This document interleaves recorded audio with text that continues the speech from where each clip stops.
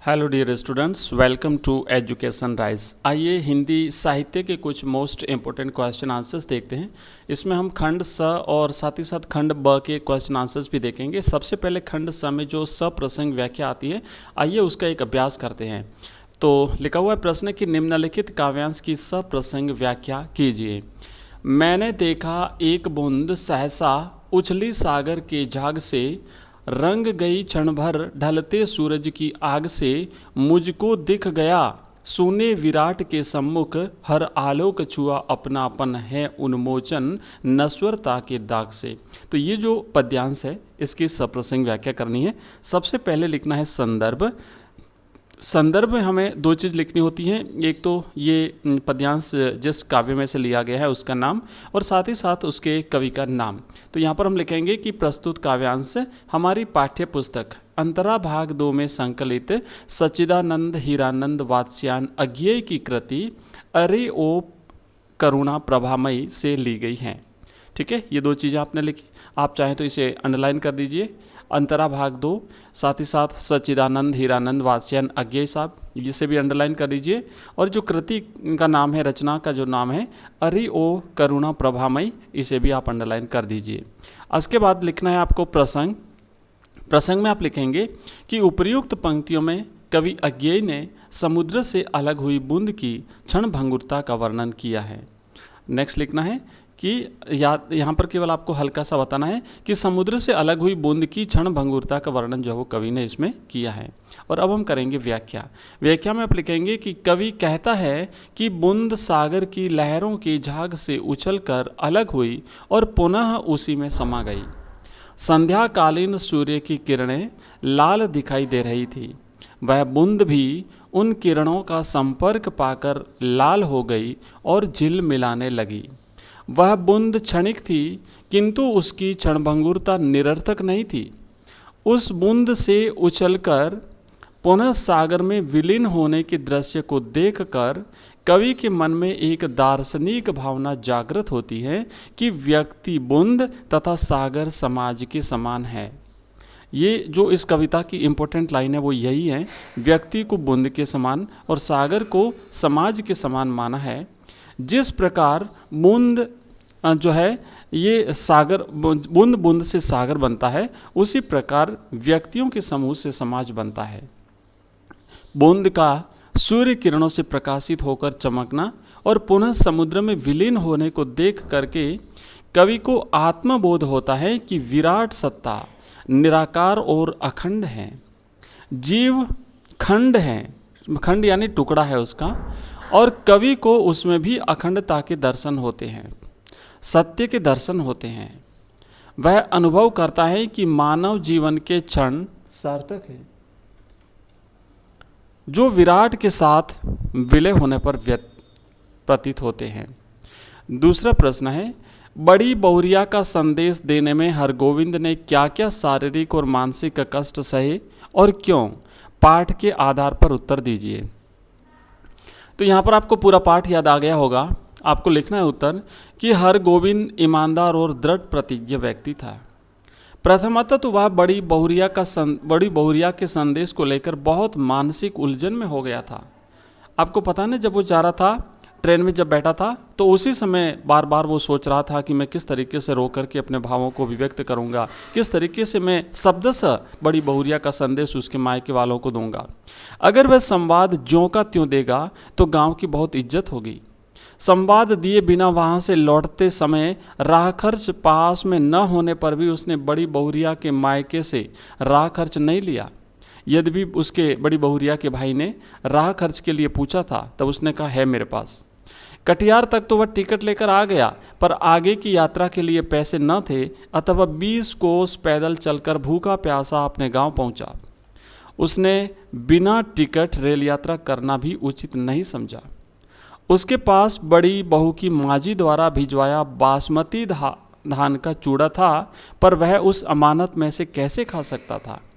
भूख प्यास और थकान से बेहाल होकर जब वह गांव पहुंचा तो बेहोश हो गया। यह सब उसने गांव की बड़ी बहुरिया के लिए किया था, क्योंकि वह उनका बहुत आदर करता था। नेक्स्ट प्रश्न है, अगला प्रश्न, यह दीप अकेला कविता की मूल भावना लिखिए या कविता का मूल भाव लिखिए।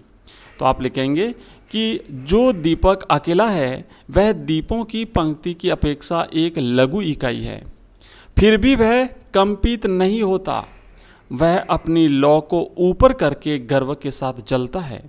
उसका अपना एक महत्व है, अपना पृथक अस्तित्व है, इसलिए अकेलेपन में भी सुशोभित है।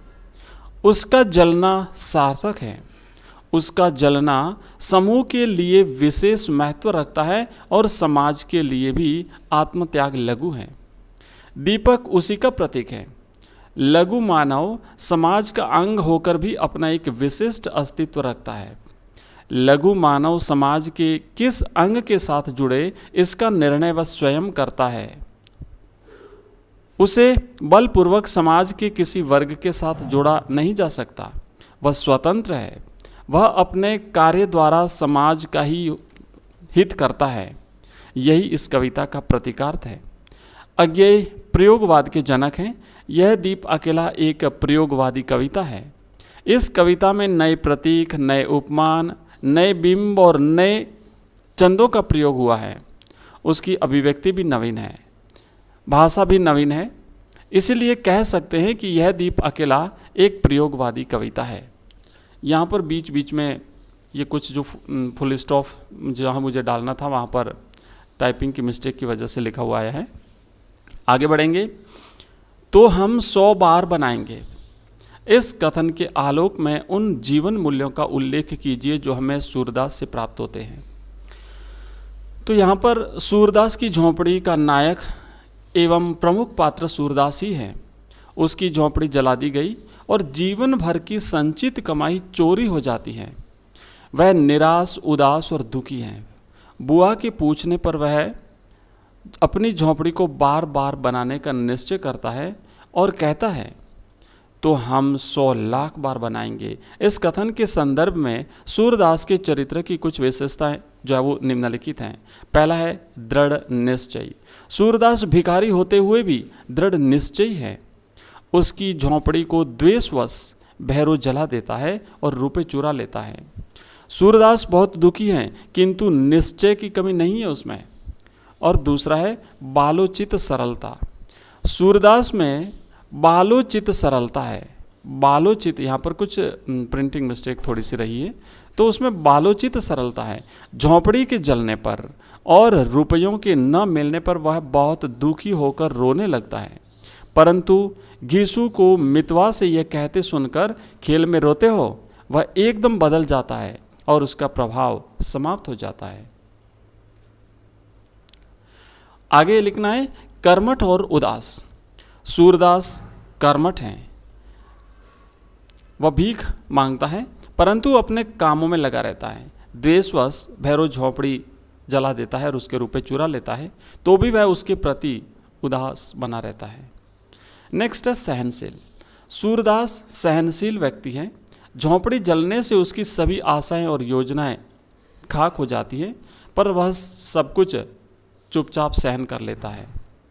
चौथा प्रश्न है अगला, श्री राम के अश्वों की किससे तुलना की गई है और क्यों? संक्षेप में लिखिए। तो आप लिखेंगे कि श्री राम के वन गमन से न केवल अयोध्यावासी बल्कि उनके घोड़े भी दुखी हैं। कौशल्या कहती हैं कि यद्यपि तुम्हारे यहाँ न होने से भरत तुम्हारे घोड़ों की 100 गुनी देखभाल करते हैं क्योंकि वह तुम्हारे प्रिय घोड़े हैं, लेकिन फिर भी तुम्हारे बिना यह घोड़े इस प्रकार दिनों दिन दुर्बल होते जा रहे हैं जैसे पाला पड़ने पर कमल के फूल दिनों दिन मुरझा जाते हैं। यहाँ पर राम के अश्वों की तुलना पाले से मुरझाए हुए कमलों से की गई है। अगला प्रश्न है पांचवा, पत्रकार कितने प्रकार के होते हैं? संक्षेप में लिखिए।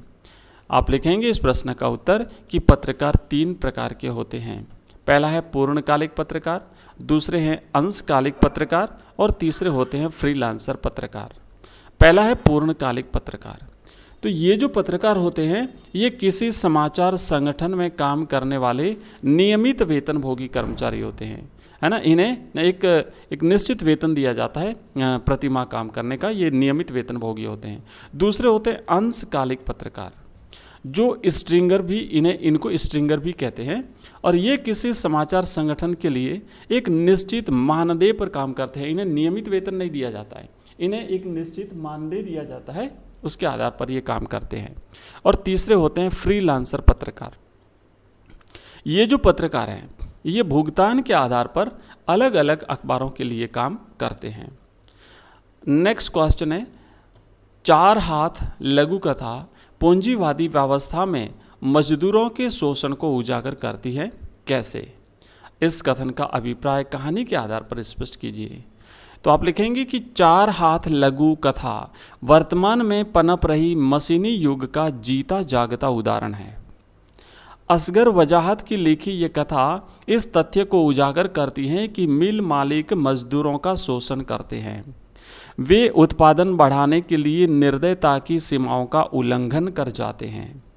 मिल मालिकों का लालच मजदूरों के शोषण का प्रमुख कारण है। मिल मालिक मजदूरों की स्थिति और हालातों का फ़ायदा उठाकर एक से एक के बदले में दो व्यक्तियों जितना कार्य ले लेते हैं। बेचारे लाचार मजदूर आधी मजदूरी पर काम करने में लग जाते हैं क्योंकि उनके पास और कोई चारा नहीं था। पूंजीपति संवेदनहीन हैं, अधिक से अधिक लाभ कमा रहे हैं और मजदूरों की लाचारी का फ़ायदा उठा रहे हैं। लेखक का दृष्टिकोण इस कथा में पूर्णतः प्रगतिवादी है। तो ये हमने हिंदी साहित्य के लिए हैं कुछ महत्वपूर्ण प्रश्न उत्तर, और आगे आने वाले वीडियोज़ में आपको इसी प्रकार के हिंदी साहित्य के महत्वपूर्ण प्रश्न उत्तर मिलते रहेंगे। Thank you very much.